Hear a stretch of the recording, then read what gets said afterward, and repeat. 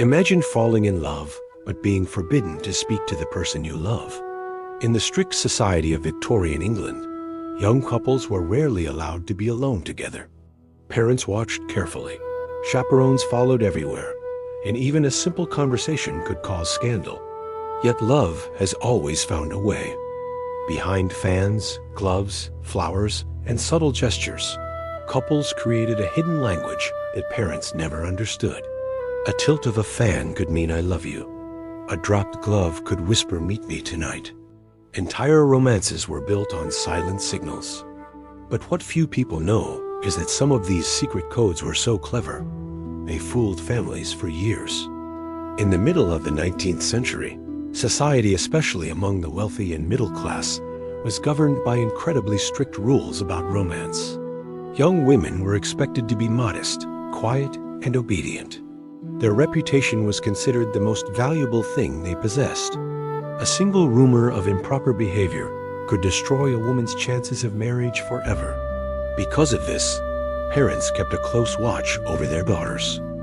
A young lady could not simply meet a man alone. Meetings usually had to take place in the family parlor, often with a chaperone nearby. Letters were sometimes inspected. Visits were supervised. Walks in the garden were timed. For young couples who were beginning to fall in love, this created a frustrating problem. How could they express feelings when someone was always watching? The answer came from creativity and a little bit of rebellion. During the Victorian era, people became fascinated with symbolic communication. Books and magazines began publishing guides to secret languages. Young lovers quickly adopted these systems. They realized that ordinary objects could carry hidden meanings. A fan, a flower, even a handkerchief could secretly deliver a message. And the most famous of all these systems was something called the language of the fan. In Victorian society, almost every woman carried a decorative hand fan. It seemed like a simple accessory used to cool oneself. But for clever young women, the fan became something far more powerful. It became a silent messenger. By moving the fan in specific ways, a woman could communicate entire sentences to someone across the room without speaking a single word. Touching the right cheek with the fan meant yes. Touching the left cheek meant no. Opening and closing the fan slowly meant you are cruel. Holding the fan over the heart meant I love you. Imagine a crowded ballroom. Music fills the air. Parents sit along the walls watching carefully. Across the room, a young man glances nervously toward the woman he admires. She lifts her fan and slowly touches it to her cheek. And suddenly, he knows the answer he had been hoping for. Yes, no one else in the room notices anything unusual. But to them, the message is perfectly clear. Victorian lovers also adopted florography, the language of flowers. Each flower represented a different emotion. Red roses for deep love, yellow for jealousy, and forget-me-nots for true remembrance. A single red rose hidden among white flowers might whisper, "My love for you is real." Even gloves were used. A woman might drop her glove near a gentleman she admired.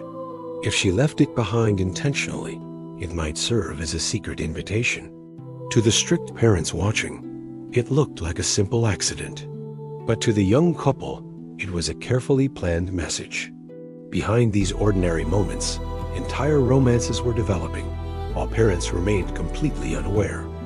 But as these codes became public knowledge through published books, the secret world of silent romance became much more dangerous. By the middle of the 19th century, the hidden languages of Victorian romance had become surprisingly widespread.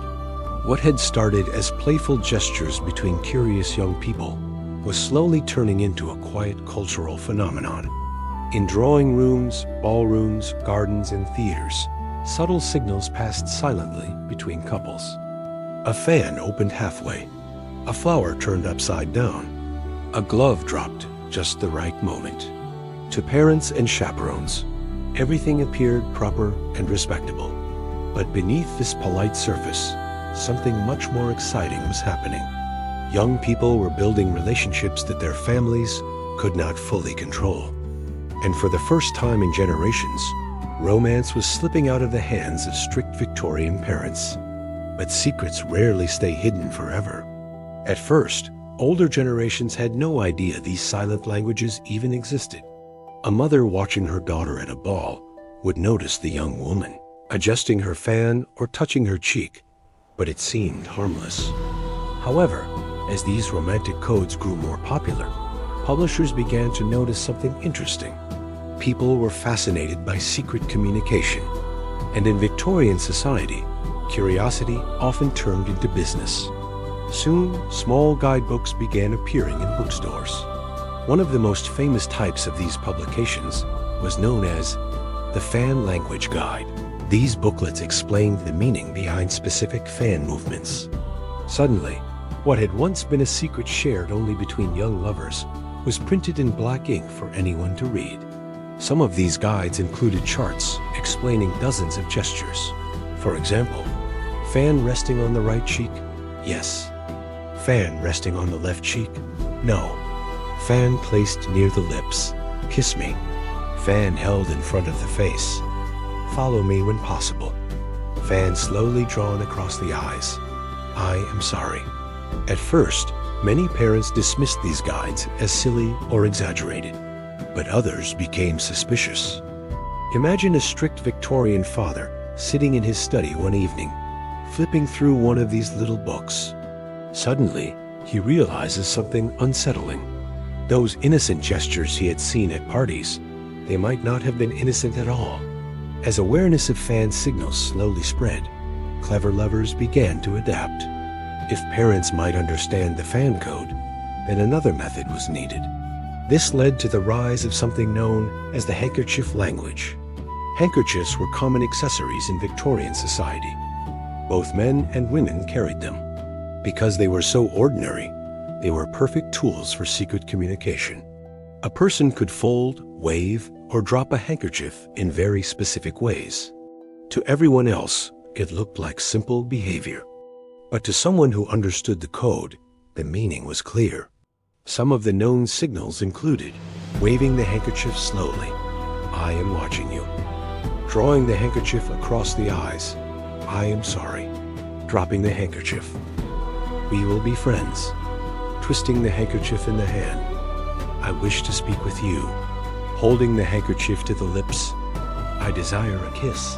It might sound almost unbelievable today, but entire emotional conversations could unfold across a crowded room using nothing but a piece of cloth. Even more interesting, these signals were often combined with other forms of secret communication. A young woman might wave her handkerchief, then adjust her fan. To the trained eye, that could form a complete sentence. Fans and handkerchiefs were not the only tools used by Victorian lovers. Another clever instrument appeared during outdoor walks, the parasol. Parasols were elegant umbrellas used by women to protect their skin from the sun. Because they were carried so frequently, they became another perfect object for hidden communication. A parasol could be opened, tilted, or rotated in subtle ways. For example, spinning the parasol slowly, I am thinking of you. Holding the parasol high, follow me. Letting the parasol fall slightly backward, we are being watched. Closing the parasol suddenly, danger. Imagine a quiet afternoon garden party. Families sit around drinking tea while young people walk politely through the paths. A young man notices the woman he loves approaching with her parasol. She pauses, then she tilts it slightly toward him, just for a moment. To everyone else, the movement means nothing. But to him, it sends a clear message. Meet me later. However, secret languages carried risks. Misunderstandings could easily happen. Unlike spoken words, gestures could be misinterpreted. A fan movement might be seen by the wrong person. A flower could be delivered incorrectly. In some cases, the results were embarrassing, or even disastrous. There are recorded stories from Victorian diaries where a woman accidentally used the wrong signal and unknowingly encouraged a man she had no interest in. One humorous account described a young lady repeatedly touching her fan to her cheek during a dance. She believed she was secretly signaling affection. But unfortunately, she had misunderstood the guidebook. The signal she used actually meant no. The poor gentleman spent the entire evening believing she was rejecting him. Stories like this spread quickly through society, and they only made the secret languages more fascinating. Among the many tales of secret communication, one story from the 1870s stands out. It involves a young woman named Clara Whitmore and a student named Edward Langley. Clara lived in a respectable middle-class family in London.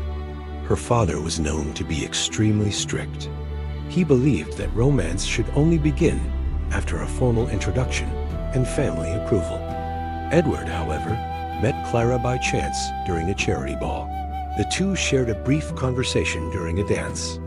That was enough. But Clara's father quickly stepped between them, ending the conversation. From that moment forward, he kept a close watch on her. Edward was not allowed to visit the house. Letters would have been intercepted. To most people, the romance would have ended there. But Clara had another idea. At the next social gathering, she arrived carrying a beautiful ivory fan. Edward stood across the ballroom, unsure whether she even remembered him. Then he saw it.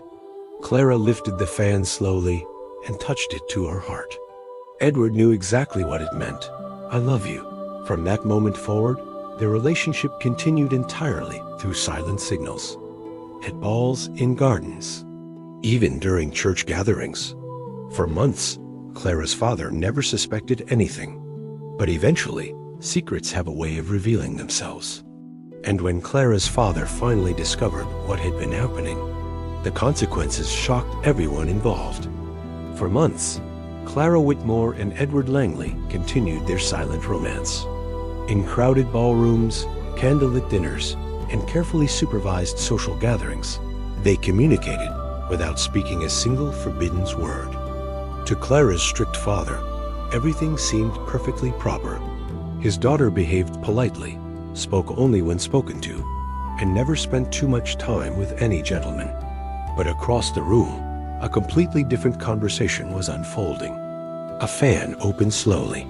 A handkerchief waved softly. A flower placed carefully in a bouquet. Each gesture carried meaning. And through these tiny signals, Clara and Edward built something that felt almost magical. A relationship no one else could see. Yet the more their romance grew, the more dangerous their secret became. In Victorian society, love without parental approval was considered scandalous. Clara's father, Mr. Whitmore, was a careful and observant man who had spent years building his reputation as a respectable businessman in London. During one particular evening at a large winter ball in 1872, something caught his attention. Clara seemed distracted.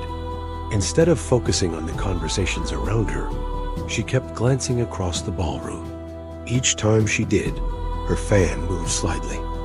Mr. Whitmore watched carefully.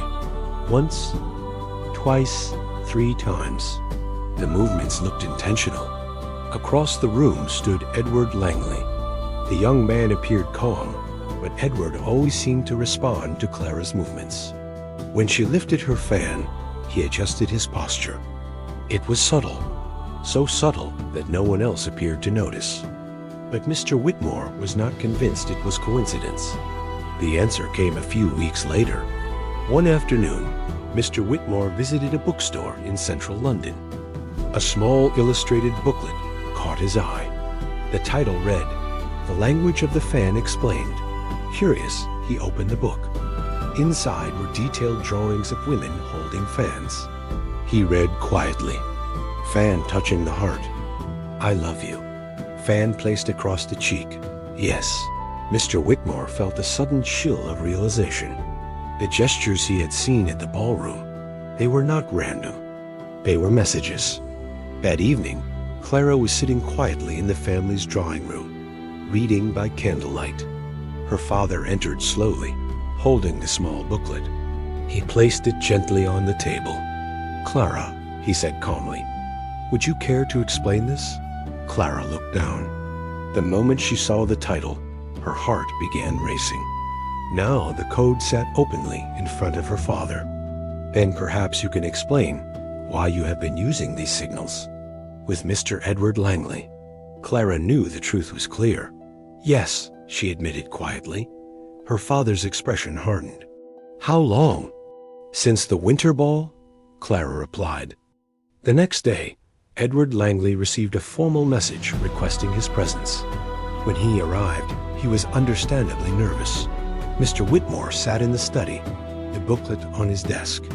"Young man," he began sternly, "do you recognize this?" Edward paused. This was the moment that would determine everything. "Yes," he said honestly. "I believed you would never allow me the chance to speak to her," Edward continued. "But my intentions toward Clara have always been honorable." Mr. Whitmore asked the most important question. "Do you intend to marry my daughter?" Edward answered without hesitation. "Yes, sir," Mr. Whitmore sighed. "Well, it seems I underestimated both of you. If you truly wish to court my daughter, you will do it properly." "I mean," Mr. Whitmore said, closing the little booklet, "no more secret fan signals." Clara and Edward's story ended in marriage 2 years later. Their families eventually approved, and their romance became a respected union. Throughout the Victorian era, countless couples relied on hidden gestures and symbolic objects to express feelings that society tried to silence. Fans, flowers, handkerchiefs, and parasols became tools of romance. Because no matter how strict the rules, love always finds a way to speak.